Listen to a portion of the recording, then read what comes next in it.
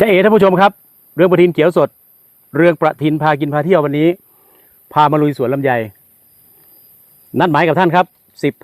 15 กรกฎาคม 2566มาที่นี่ไม่ผิดหวังได้กินลำไยรสชาติดีสดได้ซื้อของจากต้นไปฝากลำไยเยอะขนาดนี้มาเลยครับจะมากี่คันรถเราก็รับได้ครับ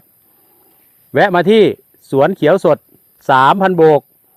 อำเภอโพไซจังหวัดอุบลราชธานีที่นี่สโลแกนของโพไซมาโพไซได้กินลำไยทุกเดือนครับ